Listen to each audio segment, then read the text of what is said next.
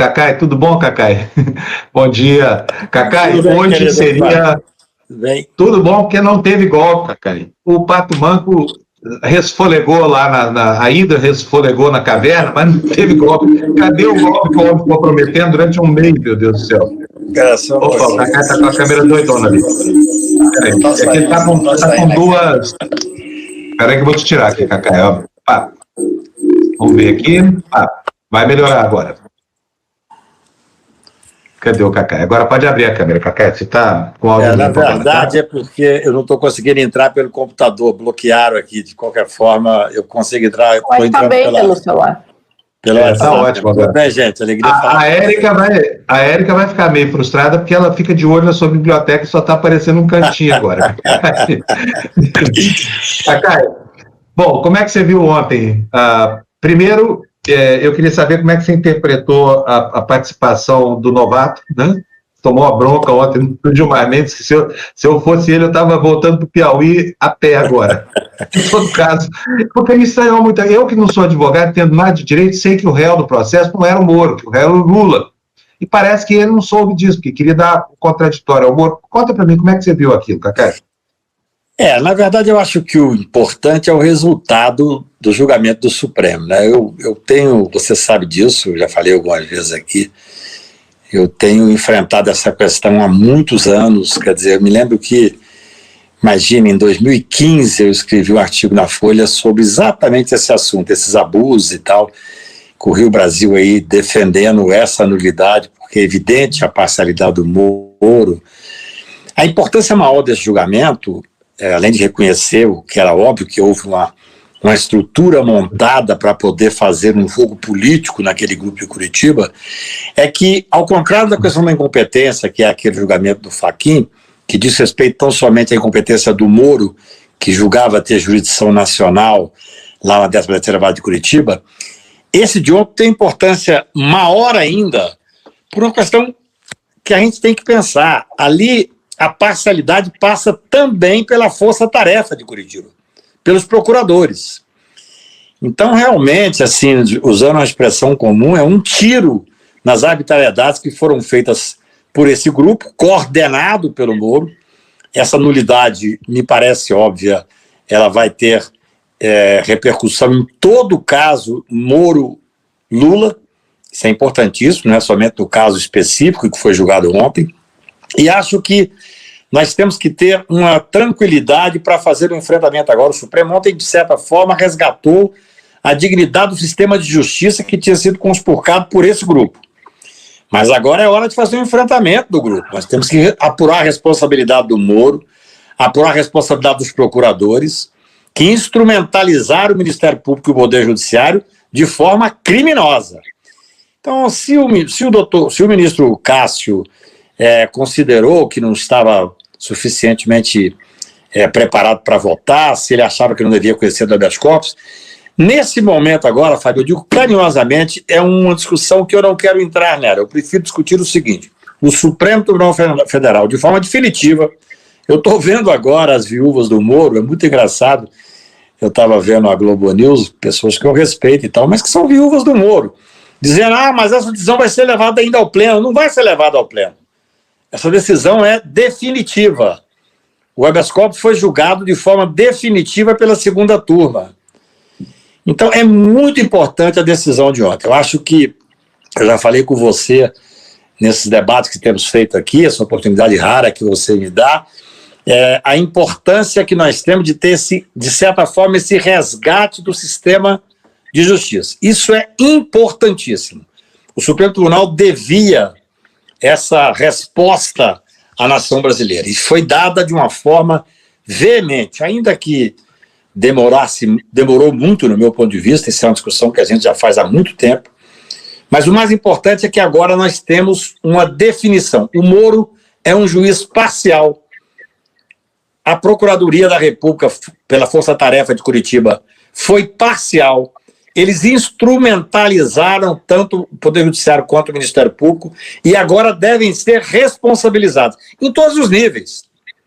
Eu até ontem fiz uma pequena nota sobre isso, Fábio, que eu acho que é interessante, que você tem algumas questões que são importantes. Primeiro, o Moro saiu não é mais juiz. Então o CNJ já não pode atingi-lo. Mas ele tem uma investigação criminal. O TCU pode investigá-lo dos excessos que ele fez com dinheiro público. E os procuradores terão que ser responsabilizados no Conselho Nacional do Ministério Público, na investigação criminal, que já existe 3 ou 4 em andamento, e também junto ao TCU pelos excessos. Então é uma vitória do sistema de justiça que, de certa forma, começa a ser resgatado depois de tantos anos sendo vilipendiado por esse grupo político. Eu digo isso há muito tempo e você sabe bem disso. Quer dizer, um grupo que tinha um objetivo político, um propósito político, que está na base da eleição desse genocida que aí está. Veja, nós estamos com 300 mil mortos oficiais, é muito maior o número, 3 mil mortes por dia, porque nós temos um presidente que cultua a morte, que faz a necropolítica e que governa de costa para o cidadão. E esse governo foi eleito primordialmente, claro, tem outros fatores, mas primordialmente por esse grupo de Curitiba. Você sabe, ao prender o principal opositor e depois, mercadejando a toga, discutir ser ministro, isso é gravíssimo. Está na hora da gente fazer um enfrentamento sério, técnico, dando a eles o amplo direito de defesa, mas não é só ficar nesse julgamento, não é só nulidade, não. Nós temos que fazer uma discussão agora na sociedade, porque eles eram super-heróis. Esse grupo que eu chamo de viúvas do Moro, que estão inconformados, eles vão ter que, num dado momento, fazer também uma revisão do que aconteceu, porque está evidenciado os abusos. Acho que foi uma vitória do Estado Democrático de Direito ontem. Ô Cacai, agora deixa eu te perguntar uma coisa. Tem uma controvérsia aí nos jornais hoje sobre o alcance da decisão. A decisão dizia respeito a um habeas corpus impetrado no curso do processo do triplex. Ela vale para o caso também do sítio de Atibaia? Ela desqualifica as provas do conteúdo probatório ou ela só desfaz os atos de Moro no processo como despacho de sentença? Qual é o alcance dessa decisão de ontem? Essa discussão é interessante pelo seguinte: aquela incompetência que foi declarada pelo Fachin, ela pega o processo que estava lá em Curitiba, determina que ele venha aqui para Brasília, que foi determinado, e aqui um novo juiz vai examinar se aproveita as provas ou não, se recebe a denúncia novamente ou não, mas é possível aproveitar as provas produzidas lá. Na nulidade, que é o que foi julgado ontem, o efeito é muito mais devastador. Nada que foi produzido sob a égide do controle desse juiz parcial, desse juiz político, vale. E não é só no caso do triplex. Tudo bem, o habeas corpus específico foi julgado aquele caso que é onde estava posto o habeas corpus. Mas quando você tem a nulidade, por isso é que o Código de Processo Penal, e eu escrevi sobre isso há 2 meses atrás, diz que tem precedência a questão da nulidade. A nulidade deveria ter sido julgada muito antes, inclusive. Porque a partir do momento que você considera o juiz parcial, a nulidade vem da parcialidade, quer dizer, um requisito mínimo do cidadão é ter o direito de ser julgado por um juiz que seja imparcial. Como é que você imagina eu apitando um jogo Cruzeiro Atlético, marcaria 4 pênaltis, que eu seria como Moro, parcial. Então, neste caso, nada é validado, nada é aproveitado. Tudo que foi coordenado por esse juiz parcial deixa de ter validade. E mais, em todos os casos... Oi? Sim. Deixa eu te perguntar, nesse e nos outros, porque tem a sentença... Em todo e qualquer caso onde o juiz Moro tenha sido presidido a audiência, tomado decisão, tenha tomado qualquer decisão contra especificamente o réu Lula ou o investigado Lula, esse caso é eivado de nulidade e é insuperável. Insuperável. Mesmo claro. O processo que ele instruiu, Cacá, e que a Gabriela Hart foi quem exarou a sentença? Absolutamente nulo. Nulo. Tudo que ele fez é nulo. É nulo de origem. A parcialidade é um tiro de canhão. Porque você veja bem, o direito do cidadão mínimo, que eu digo, é ter o juiz natural, você não tem um juiz pré-determinado, que é o que ele fazia na incompetência. É gravíssima também a questão da incompetência. Às vezes, você atua num caso em que há uma incompetência, mas que não é uma coisa pré-determinada, dolosa, há um erro de interpretação. No caso do Moro, não. Ele tinha a 13ª vara para chamar dele, ele era o juiz de jurisdição nacional, ele escolhia os casos onde ele queria atuar. E onde tinha interesse político, ele atuava. Isso é gravíssimo. Agora, a parcialidade é um passo além. É um passo além, ou seja, ele instrumentalizou o judiciário, usando, mandando, coordenando aqueles procuradores. Isso é de uma gravidade ímpar, talvez seja um dos maiores escândalos da história de qualquer sistema de justiça do mundo. Em qualquer outro país, a esta altura, essas pessoas estariam presas. Na realidade, vão estar, no meu ponto de vista, infelizmente até, sou um homem que sempre prego a prisão na última ratio. Mas é que, na realidade, eles instrumentalizaram de uma forma que também tinha com o apoio da grande mídia, eles se tornaram semideuses do país. Não é difícil não é fácil você destruir esses mitos, tá certo? O Supremo ontem fez um encontro com o sistema de justiça brasileiro que é emocionante.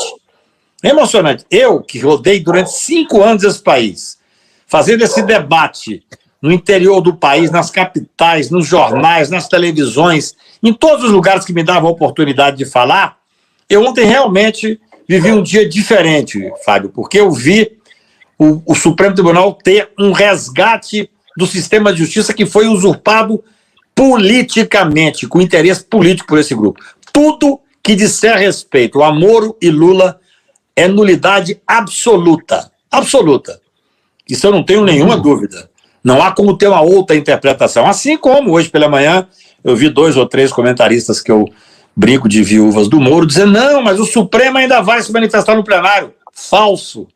Não há que manifestar. Na questão específica da decisão do Fachin, há uma dúvida, porque o ministro Fachin pediu que fosse ao plenário. No meu ponto de vista, e eu tenho despachado isso com os ministros supremos em nome do Grupo Prerrogativa, também não deve ir ao plenário. Por quê? A questão técnica é mais simples de explicar.